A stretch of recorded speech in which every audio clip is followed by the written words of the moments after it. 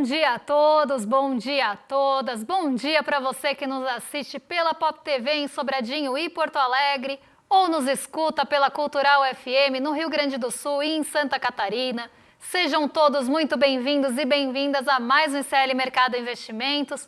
Hoje sextamos para falar de inflação, então vamos entender o que pressionou o nosso bolso, o que fez com que a inflação tivesse ali uma alta em setembro, o que aliviou também o bolso nesse mês de setembro. Então vamos entender todos esses pontos que inclusive já tinham aparecido no IPCA 15 no mês passado, já que você pega, né, IPCA 15, medição de 15 dias de um mês e 15 dias do outro. Vamos ver então o que realmente apareceu aí, já estava mostrando sinais no IPCA 15, mas mais que isso, a gente vai falar de outro assunto que também tem mexido com o bolso, principalmente de quem junta um dinheirinho aqui e ali, vai colocar o dinheiro numa corretora, num banco, que são os COIs, né? Recentemente, alguns COIs deram muito errado e as pessoas que tinham dinheiro nesses COIs perderam até 93% do que tinha investido. A gente vai explicar como funciona essa estrutura e principalmente para você fugir dessa cilada. Então vamos explicar tintim por tintim o que é um COI, o que está por trás desse COI, por que ele é diferente dos outros e por que as pessoas chegaram a perder tudo isso, né? Já que foi vendido normalmente para elas que teria garantia. Então a gente vai destrinchar esse assunto com vocês aqui. Mas antes, vamos passar pela agenda para entender aí o que temos de indicadores nessa sexta, quem falou, quem não falou, quem ainda vai falar. O que a gente tem de dado relevante hoje? Então, saiu pesquisa industrial mensal regional de agosto, 9 horas da manhã, divulgação do IBGE. E hoje também saiu o IPP, o Índice de Preços ao Produtor de agosto, também medição do IBGE aqui. 10h45, o presidente do Fed de Chicago vai discursar e participar de uma conversa em um simpósio. Na verdade, já participou, né? Porque 10h45 está rolando agora. E às 11 horas, agorinha, tem o índice de sentimento do consumidor e as expectativas de inflação para 1 e 5 anos de outubro. Tá, então aqui é aquela expectativa para frente, né? Como é que está esse sentimento, essa expectativa da inflação nos Estados Unidos daqui para frente, né, olhando já para outubro e expectativas de inflação futuras. E por que isso é importante? Justamente porque a gente está num momento, aqui no mundão, que as expectativas da inflação dos Estados Unidos estão começando a fazer barulho. Não só a medição de fato, mas as expectativas que se tem da alta dos preços por conta do tarifaço. Então, as expectativas de inflação no curto e médio prazo, aqui, ou se a gente até pegar no curto e longo prazo, estão ganhando cada vez mais relevância. Mas não para por aí, a gente tem um pouco mais de indicadores nessa sexta-feira. A gente tem também o presidente do Fed de São Luís, que vota no Comitê de Política Monetária dos Estados Unidos, também discursando na Câmara do Comércio em Springfield. Será que Homer Simpson está na Câmara do Comércio escutando o Alberto Musalem? Não sabemos, mas Springfield, para quem não sabe, é uma cidade que tem muitas Springfield nos Estados Unidos e justamente por isso é o nome da cidade dos Simpsons. Aqui, né, a gente tem poço de curiosidades inúteis também. Além disso, tem postos e plataformas em operação de petróleo às 2 horas nos Estados Unidos e reunião do Ecofin em Luxemburgo continua acontecendo ao longo do dia e em Taiwan os mercados estão fechados porque hoje é feriado nacional por lá. Então, um dia, né, de discursos aí de dirigentes do Fed, nada novo sob o sol, né, porque nos outros dias a gente tem tido essa recorrência de diretores, dirigentes e presidentes do Fed na agenda. E, além disso, os dados regionais do IBGE, que normalmente ficam em segundo plano, principalmente no momento que a gente tem agora, que o radar está mais no cenário político. E é justamente desse cenário político que a gente vai falar no fechamento da Bolsa, porque foi ele que afetou mais o movimento do Ibovespa ontem e do dólar também.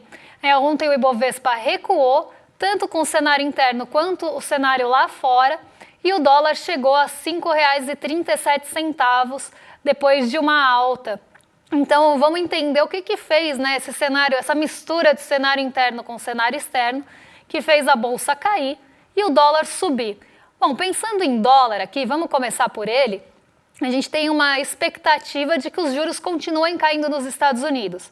Inclusive, a gente tem essa expectativa com base na ata que deu essa sinalização que pode ter essa continuidade, só que pode ter essa continuidade dependendo de como forem divulgados os dados econômicos por lá. E tanto aqueles pedidos de auxílio-desemprego como outros dados têm mostrado que a economia ainda está um pouquinho resiliente. Então, a economia continua crescendo, mesmo com a taxa de juros mais alta. Então, isso mostraria, né, que se você cortar a taxa de juros nessa visão mais ortodoxa, nessa visão de juros e inflação que se tem, se você cortar, né, a taxa de juros poderia estimular mais a economia e isso gerar inflação. Isso pensando nessa ótica ortodoxa da economia, que é a ótica levada em consideração para decisões de política monetária e de Banco Central normalmente. Nem estou falando se isso realmente faz sentido ou não, se precisa rever meta de inflação ou não. Isso seria um outro tópico, mas aqui a gente está falando da visão do mercado financeiro em relação aos dados. Como os dados estão mostrando ainda esse fôlego, aí começou uma desconfiança que pode ser que o ritmo de cortes seja um pouco mais lento do que se esperava anteriormente. E com esse ritmo de cortes um pouco mais lento, isso faria com que a taxa de juros lá permanecesse por um tempo um pouquinho maior em patamares mais altos. E aí a gente tem um dólar fortalecido por isso, porque volta dinheiro para buscar ganho lá naquele refúgio que são as treasuries, os títulos de dívida dos Estados Unidos. Então o recurso vai buscar esse ganho lá quando tem esse aumento da taxa que é oferecida pelas treasuries. Como ontem a gente teve esse movimento nos juros, o dólar se fortaleceu e isso também diminui o apetite por risco nos mercados emergentes, porque sai dinheiro daqui, sai dinheiro da nossa bolsa para também buscar ganho nesses títulos de dívida dos Estados Unidos. Então esse foi o movimento que veio do exterior, um pouco dessa dúvida em relação ao ritmo de cortes, não que o corte não vai acontecer, mas a magnitude e a constância ali, né? Se eles vão cortar de forma mais acelerada, se vão manter um ritmo um pouquinho mais lento, espaçando um pouco mais os cortes. Então foi isso que deu a condução mais global, mais internacional das bolsas ontem. Inclusive Nova York caiu justamente por conta desse ritmo incerto de cortes de juros nos Estados Unidos. Não só aqui seca o apetite pelo risco, mas também lá fora você tem esse dinheiro saindo da renda variável das bolsas para buscar ganho nas treasuries, nos títulos de dívida do governo dos Estados Unidos. Então esse foi um movimento mais geral. Só que aqui a gente teve uma pitadinha a mais, um temperinho a mais, que é justamente a questão da MP, que acabou não sendo votada, e isso fez com que o mercado fiscalista voltasse o radar para o cenário fiscal. Então a gente sabe que o mercado é fiscalista, o mercado ele tem, né, essa visão de governo com responsabilidade fiscal, é um governo de estado enxuto, é um governo que não gasta, mas aqui a gente tem que fazer um parênteses. E eu acho importante, só vou beber uma aguinha, porque senão não vou chegar até o final do programa. Então vamos lá. Aqui a gente tem que fazer um parênteses, justamente porque o mercado, quando olha para o fiscal, normalmente ele está cobrando ajustes fiscais do lado dos benefícios sociais, do lado dos gastos ali no investimento que gera, né, a infraestrutura, por exemplo. A gente está falando desse tipo de gasto, não é qualquer gasto. Né? Gasto, por exemplo, se envolver rentista, se envolver taxa de juros, isso não está em discussão quando se fala em ajuste fiscal ou qualquer que seja os gastos do governo de forma mais geral. Tá? Então aqui a gente está falando de gastos em saúde, em educação, nos benefícios sociais, em investimentos, em infraestrutura, desse tipo de gasto. E é esse tipo de gasto que preocupa o mercado. Quando fala de outro tipo de gasto, se está falando de incentivo para empresas, se você está falando de discussões que podem afetar empresas na bolsa, isso não está em discussão no mercado financeiro. Então voltou para o radar essa discussão em relação ao fiscal, que eu sempre brinco que é um fiscalismo bem seletivo, né? Gosta de cobrar na hora de falar de ajuste fiscal do lado dos benefícios e dos gastos do governo para estimular qualquer que seja ali o setor da economia, mas não abre mão de privilégios. Então esse é o primeiro ponto que tem que ser colocado aqui para a gente estar na mesma página. O segundo ponto é que a gente entra num cenário eleitoral, né? Já está 2026 é ali na esquina, 2026 está logo ali, e o mercado já está olhando para esse cenário eleitoral.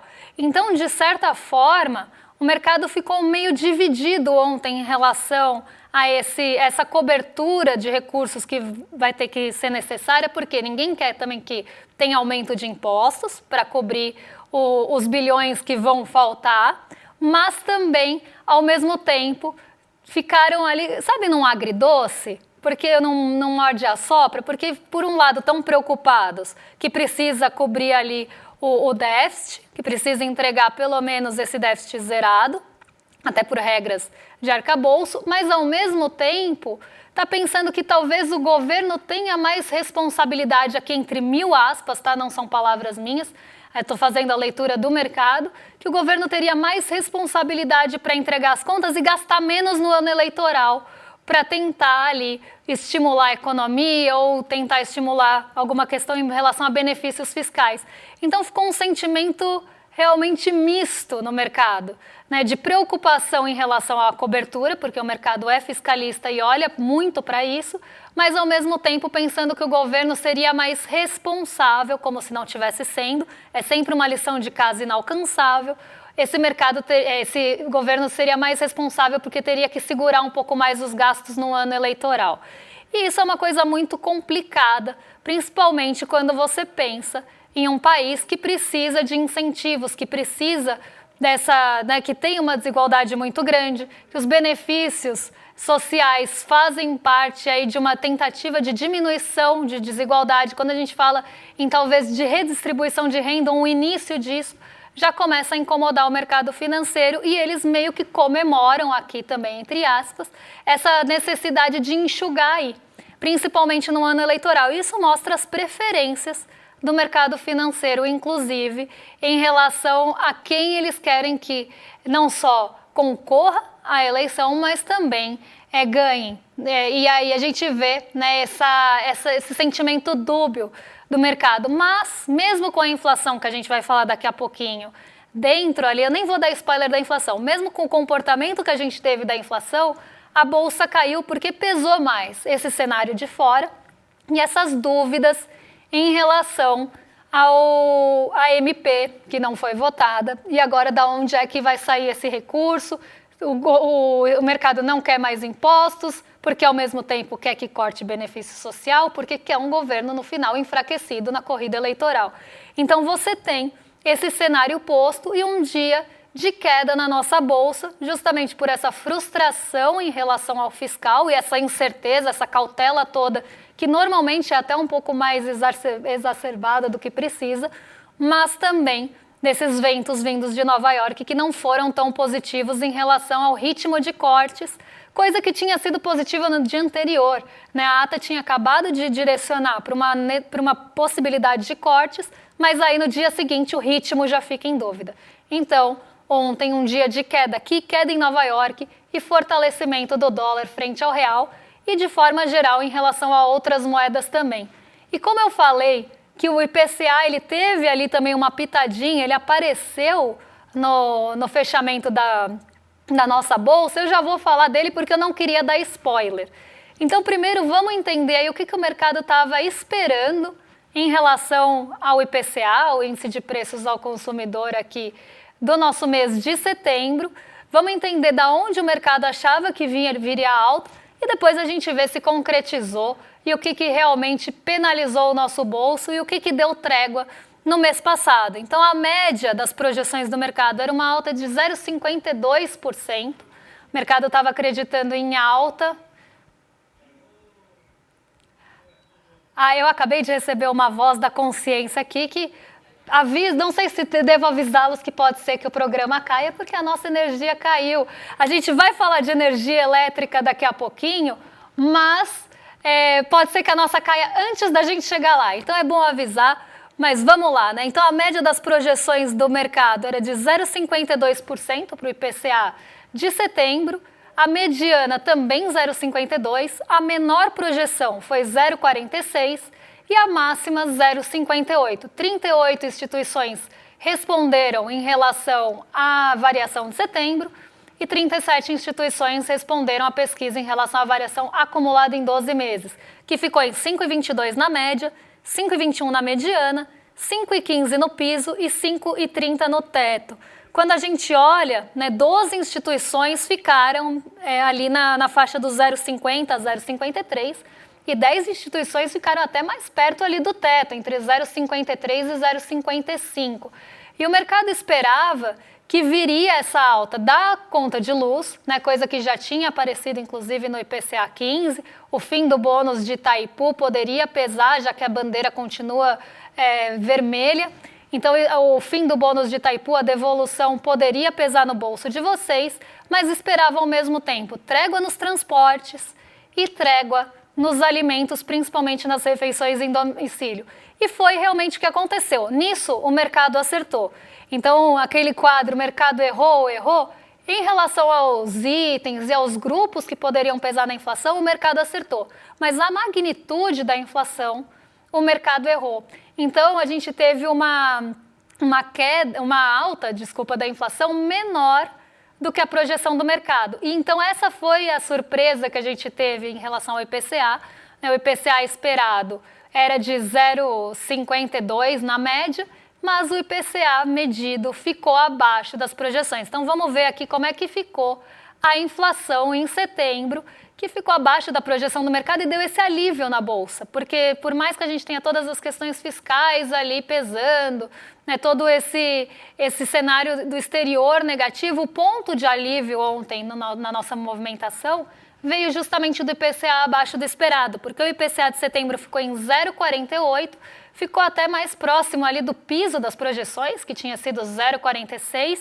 Em agosto do ano passado, em agosto desse ano, tinha caído 0,11, a gente tinha tido deflação, e isso daquela combinação do bônus de Itaipu com a queda dos alimentos. Em setembro do ano passado, a inflação foi bem parecida, inclusive, foi de 0,44, mostrando que também tem alguns componentes aí sazonais. E o acumulado do ano chega a 3,64 e em 12 meses, 5,17. Quando a gente olha o comportamento em 12 meses, aqui seguindo uma trajetória mês a mês, a gente vê que teve uma alta em relação ao mês passado, mas teve um alívio também. Então, vamos colocar aqui o gráfico de linhas para o pessoal de casa acompanhar, porque aí a gente já vê como é que foi essa trajetória que vem em queda em relação principalmente ao começo do ano, que a gente teve aquela pressão forte vinda dos alimentos, também por questões climáticas e sazonais que acabam mexendo com o preço dos alimentos no começo do ano e principalmente no calor. A gente vê que em janeiro a gente sai de uma inflação de 4,56 acumulada em 12 meses e começa a ter uma alta. Então 5,06, 5,48, 5,53 em março. Depois a inflação começa a dar uma trégua, mas ainda um pouco lenta. Cai para 5,32, 5,35, 5,23. No mês de agosto, a gente tem uma deflação, então a inflação cai para 5,13 e agora volta a subir um pouquinho para 5,17, mas mantendo ainda, de certa forma, essa trajetória de queda no acumulado. O que é uma boa notícia, principalmente quando a gente olha o componente dessa inflação que está dando trégua, que é justamente o preço dos alimentos que pesa no prato do brasileiro, que pesa na renda do brasileiro. Se você gasta muito do seu orçamento, do seu dinheiro com alimentação, o que sobra para o resto? O que sobra para você pagar conta, o que sobra para você pagar conta de luz, o que sobra para você pagar água, o botijão, o transporte. Então, o consumo da renda com alimentos, ele é bastante complicado e mais do que isso. A gente tem que lembrar que nós somos o maior produtor de alimentos e um dos maiores produtores de alimentos de forma geral do mundo. E a gente tem uma alimentação que vinha pressionada porque a gente tem também que lembrar, ao mesmo tempo, que a alimentação não é... Quando a gente fala de preço de alimento, quando a gente está falando de grão, principalmente, a gente está falando de commodity. E não de alimentação. Então, muitas vezes, os alimentos eles são vistos como commodities e não como alimentação de fato. E isso que faz com que os preços internacionais também ditem para onde vai a produção, né? O quanto da produção é voltada para o prato. E, além de tudo, a gente tem os fatores climáticos, que também são consequência dessa exploração depredatória de solo e clima que a gente tem aqui no Brasil e que acabam depois afetando a própria produção de alimentos, além de todos os fatores globais também climáticos causados por tudo isso. Então a gente teve um ciclo ali de alta dos alimentos, principalmente causados por essas questões climáticas e de preços globais aumentados, mas agora isso também traz uma trégua junto com os transportes, mas a conta de luz continua pressionando o nosso bolso. Vamos ver como é que ficou o impacto aqui por grupos, porque a gente tem, né, essa tabelinha é uma das que eu mais gosto quando a gente fala de inflação, porque mostra quanto aquele grupo impacta de fato na inflação, porque um grupo pode subir muito, mas se o peso dele for pequenininho, lá no final o impacto dele não é tão grande. Vou pegar um exemplo aqui. Saúde e cuidados pessoais, subiu 0,17, mas o impacto final foi 0,02. Despesas pessoais, teve uma alta de quase mais de 0,5%, né? 0,51, mas o impacto final foi 0,05. Isso mostra que o peso ponderado aqui é menor na composição final lá do 0,48% no mês. Então, a contribuição que esses grupos têm para a inflação, ela é menor, por exemplo, do que um grupo de alimentação, que pesa mais na renda, inclusive, que caiu 0,26 e contribuiu negativamente aí, ou positivamente, se a gente pensar da ótica do nosso bolso, mas diminuiu 0,06 a inflação no mês. E a habitação, que subiu quase 3%, subiu 2,97%, contribuiu com quase toda a inflação do mês. A inflação do mês de setembro veio praticamente do grupo de habitação, 2,97% de alta, e 0,45 de impacto, de 0,48 se a gente tirar os negativos aqui, basicamente a inflação veio do grupo de habitação, e esse grupo de habitação especificamente da conta de luz. Então, próxima inflação, luz, né? Porque a gente tem a luz já penalizando vários meses, só nesse ano subiu mais de 16%, o valor da conta de luz, e agora com esse fim do bônus de Itaipu, que a gente tinha tido alívio no mês passado, não durou muito, agora a conta de luz volta a pressionar por conta da tarifa vermelha, que também é uma consequência climática. Falta de reservatórios, falta de chuva, termoelétricas são acionadas, termoelétricas são mais caras, e isso faz com que a conta fique mais cara lá no nosso bolso. Tem uma estimativa que isso possa reduzir, que a gente pode ter uma mudança de bandeira, mas ainda nenhuma confirmação. Vamos seguir aqui para ver em relação aos itens que pressionaram esse nosso bolso também, né? Então, pensando nos alimentos, quem será que deu trégua? Já falei que os alimentos deram trégua. Já falei que os alimentos contribuíram bastante para a redução da inflação, né? A gente teve alta, mas uma alta que poderia ter sido maior se a gente tivesse impacto aí dos alimentos no grupo dos alimentos. Mas vamos ver desse grupo quais itens que aliviaram a gente aqui. O feijão caiu 0,63 no mês e já acumula uma queda de 7,74. A batata também caiu, né? Os tubérculos que tinham tido a volta dos tubérculos estavam pressionando, já não pressionam mais. A queda foi de 8,55, com um acumulado em 12 meses de 41,66 de queda.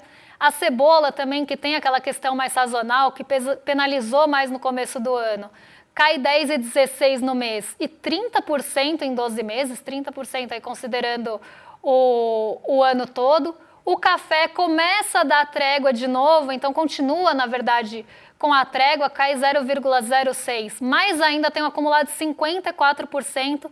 E eu já dei más notícias, já fui arauto de más notícias aqui, porque já falei que os preços ao produtor já voltaram a subir, os preços internacionais voltaram a subir, e na gôndola esse aumento do café deve começar a aparecer agora em outubro. Então a gente já pode esperar o quê? O nosso cafezinho mais caro, pelo menos no próximo IPCA 15, e na inflação fechada de outubro, a gente pode voltar a ter uma alta do preço do café moído, que deve impactar o nosso bolso, porque na gôndola já deve estar impactando. Então, queda de 0,06 por enquanto, vamos comemorar, mas é isso, né? A nossa alegria dura pouco, o trabalhador não tem um minuto de paz, nem para tomar o seu cafezinho, então aqui alta de 54%. E aí aquela reflexão, também somos um dos maiores produtores de café do mundo, ficamos com o resto do café e ainda assim o café que fica aqui de péssima qualidade normalmente é muito caro, porque boa parte é ditado pelo preço internacional e muito vai para fora. Então o que fica aqui é caro e normalmente ruim. Hortaliças e verduras caíram 2,65 nesse mês, com alta de 1,87 no acumulado, também com essa trégua do calor. As hortaliças e verduras que são muito perecíveis, frutas, mesma coisa, acabam tendo, né, uma queda de preço. Carnes caíram 0,12 com acumulado de 18,51. Leites e derivados também em queda.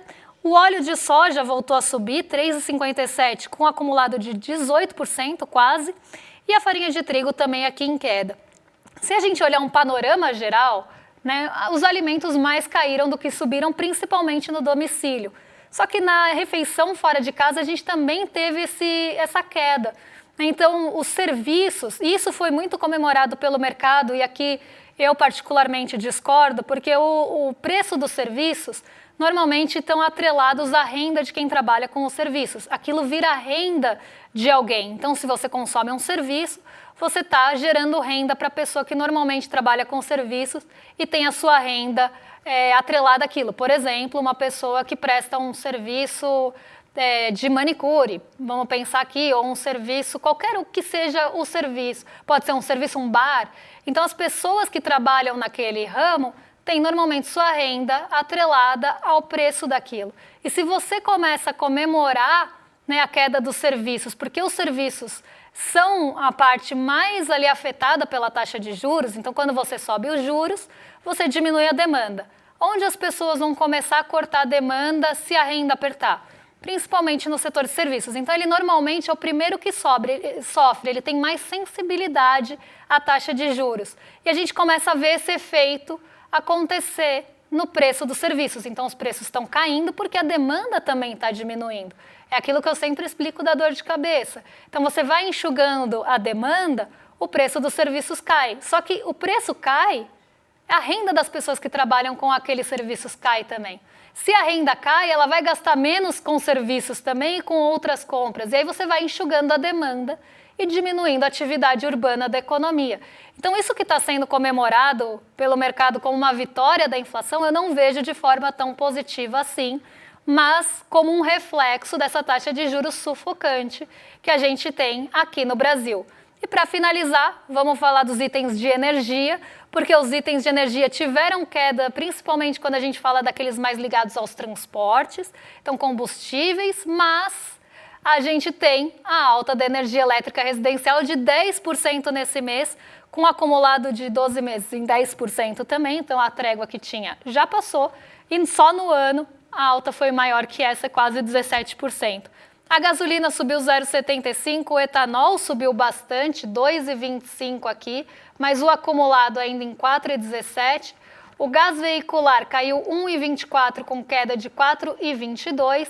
E quando a gente olha, né, ali o óleo diesel 0,38, mas ainda com um acumulado mais comportadinho aqui de 2,38, e o gás de botijão também voltou a subir. Os combustíveis, de forma geral, veiculares, subiram 0,87 e 2,21 aqui nos 12 meses. O que mais preocupa, né, e de forma geral aqui, é o diesel, né, que normalmente tem uma cadeia que depende ali dele. Então, se a gente pensar, né, a malha rodoviária pode ser encarecido, o frete pode ser encarecido pela dependência de malha rodoviária que a gente tem, mas ainda é uma alta controlada que em 12 meses está bem comportada. Se a gente tivesse uma alta maior, aí sim seria mais preocupante, porque os combustíveis caíram muito por bastante tempo. Então, por mais que eles tenham tido essa alta mais recente, não é o suficiente para levar a inflação nem para perto da média do IPCA. Agora eu quero convidar vocês para me despedir aqui nessa sexta-feira. Quem não assistiu o documentário ontem, eu assisti inteirinho, fiquei até o final, fiquei assistindo. Foi excelente, quem assistiu pode concordar comigo, não me deixa mentir. Então vocês podem, quem não viu, pode ter a chance ainda de assistir. Então vocês podem assistir no domingo, às 8 horas, mas precisa se inscrever em icl.com.br/reprise. Vocês ficam por dentro, recebem também o convite para assistir no domingo. E quem quiser reassistir, também fica aí o convite. E agora vou jogar para os nossos vizinhos de cima, não sei se temos luz ou se não temos. Temos luz, mas está intermitente. A voz da consciência aqui é tudo. Eu tenho uma fada da consciência, tem a fada da confiança, eu tenho a da consciência. Então vou jogar aqui para os nossos vizinhos de cima do Rolê ICL, porque Roberta Garcia e Guga Noblar já estão a postos para receber vocês. E eu volto na segunda-feira para falar o que mexe com a nossa bolsa, com o nosso bolso e com as nossas vidas e com o nosso dinheirinho que está na corretora e no banco, porque aí sim eu vou falar de COI. Um beijão, bom fim de semana e até segunda-feira, pessoal. Fala pessoal, tudo bem? Leandro Demore aqui para dar uma notícia incrível. O ICL tem sua própria revista digital, a revista Liberta, um novo espaço de jornalismo profundo, crítico, com a nossa cara, feito para quem quer entender o Brasil e o mundo além da superfície. Na revista Liberta, você vai encontrar os maiores articulistas e colunistas com análise sobre política, cultura, atualidades e, claro, muito pensamento crítico. Esse vai ser o nosso espaço semanal de reflexão em profundidade. Faça agora mesmo a sua assinatura. Acesse icl.com.br/revista. E se você já é aluno ou aluna de algum curso do ICL, tem um benefício especial para fazer parte disso com a gente. Um desconto exclusivo para garantir a sua assinatura. Revista Liberta é o ICL em profundidade. O ICL está em todo lugar, na palma da sua mão, na TV da sua casa e até nos seus ouvidos. Para ir além da manchete e mergulhar com apuração e contexto de verdade, acesse iclnoticias.com.br. Siga o ICL, compartilha e vem com a gente. Informação para quem pensa.